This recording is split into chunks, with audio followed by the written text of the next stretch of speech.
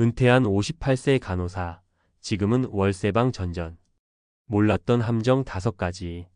30년 넘게 병원에서 일했는데 은퇴하고 나니 내 이름을 부르는 사람도 내 갈 곳도 없더라고요.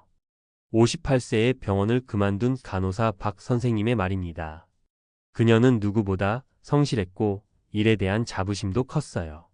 밤샘 근무도 마다하지 않았고 명절도 반납하며 후배들을 챙겼습니다. 하지만 퇴직한 지 2년도 안 돼 지금은 고시원 수준의 월세방을 전전하고 있습니다. 그때 조금만 알았더라면 그녀는 그렇게 말하며 눈을 떨구었습니다.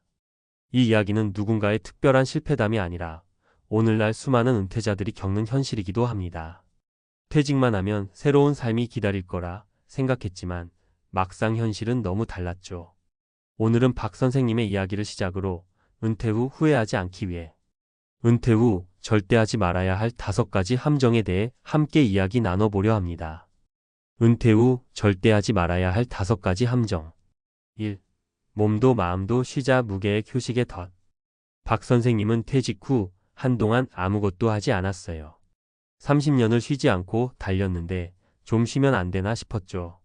하지만 쉬는 시간이 길어질수록 무기력은 깊어졌고 아무 계획 없이 보내는 하루하루는 불안과 우울로 변해갔습니다. 결국 체력은 떨어지고 다시 뭔가를 시작할 자신감조차 잃게 되었죠. 조언 은퇴는 끝이 아니라 전환점입니다.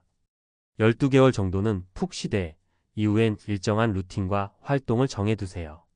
작은 일이라도 꾸준히 하는 것이 정신 건강과 삶의 활력을 지켜줍니다. 2. 노후 자금은 퇴직금으로 충분해 자산 과신의 실수. 박 선생님은 퇴직금 1억 5천만 원으로 노후가 충분할 줄 알았어요.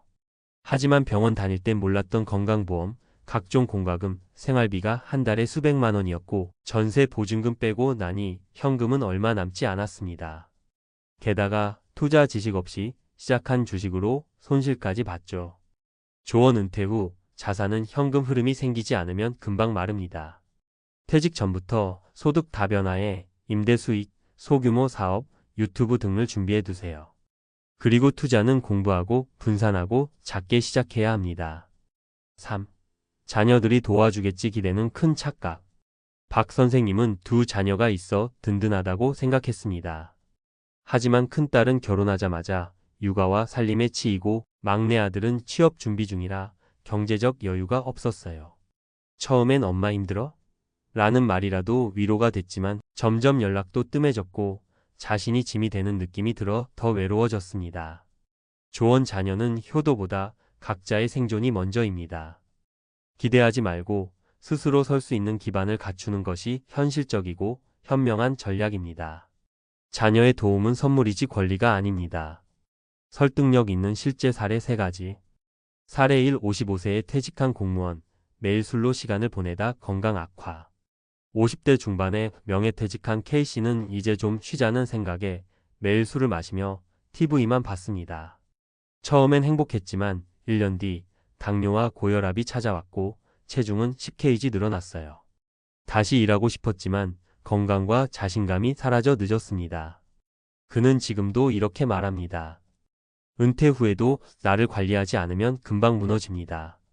사례 2. 퇴직 후 3억 투자한 자영업 6개월 만에 폐업한 60세 부장님. 직장 생활 동안 모은 자금으로 카페를 창업한 제2 부장님. 하지만 시장 조사도 없이 경험도 없이 시작한 결과는 폐업이었습니다. 남은 건 빚과 실망뿐이었죠. 그는 말합니다. 은퇴 후엔 하고 싶은 일보다 할 수 있는 일을 찾아야 해요. 사례 3. 자녀에게 집 사주고 본인은 월세 전전 중인 63세 어머니. 자녀 결혼할 때 가지고 있던 집을 팔아 전세금 보태주고 자신은 월세로 살기 시작한 L씨. 하지만 몇 년 지나니 월세가 부담돼 고시원으로 옮겼고 자녀에게 손 내밀기도 어렵습니다. 그땐 자식 잘 되면 내가 편할 줄 알았죠. 근데 이건 아니었어요. 지금 그녀는 내 삶부터 챙겼어야 했다고 말합니다.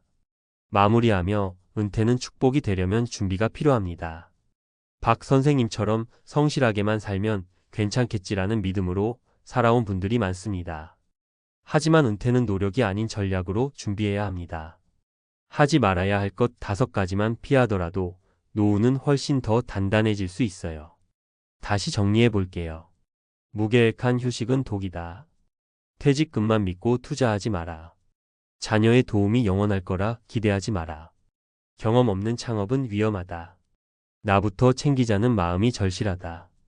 은퇴는 시작입니다. 앞으로의 30년 어떻게 살 것인가를 오늘부터 고민해야 할 때입니다. 그럼 이제 어떻게 다시 일어설 수 있을까? 나 이제 뭐 해야 하지? 이 말, 은퇴 후 한 번이라도 떠올려 보신 분들 많을 거예요. 하지만 아무리 늦었다고 해도 지금이 가장 빠른 시점입니다. 단지 방법을 몰랐을 뿐이에요. 지금부터는 실행 가능한 전략 3가지를 알려드릴게요. 1. 작은 수입이라도 지속 가능한 수입을 만들어라. 박 선생님처럼 의료 지식이 있다면 건강 강의, 방문 간호, 유튜브 콘텐츠 제작도 가능해요. 또는 전혀 다른 분야라도 글쓰기, 택배 분류, 카페 알바, 쿠팡 플렉스 등 몸에 맞는 일은 어디든 있습니다.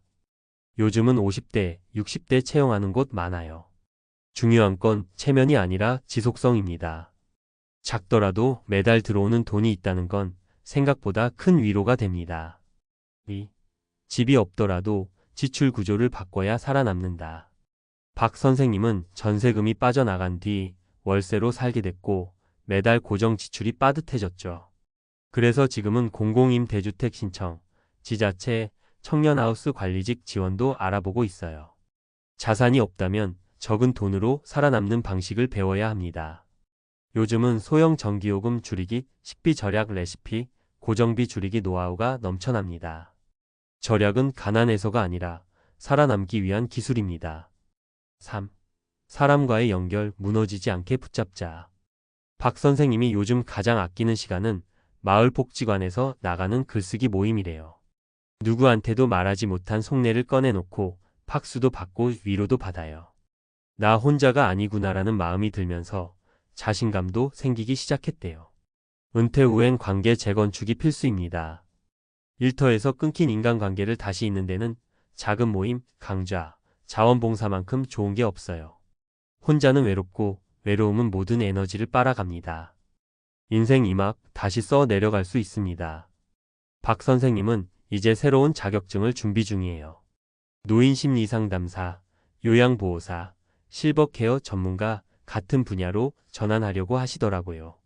내가 돌봐야 할 건 환자가 아니라 이제는 나 자신이라는 걸 알게 됐어요.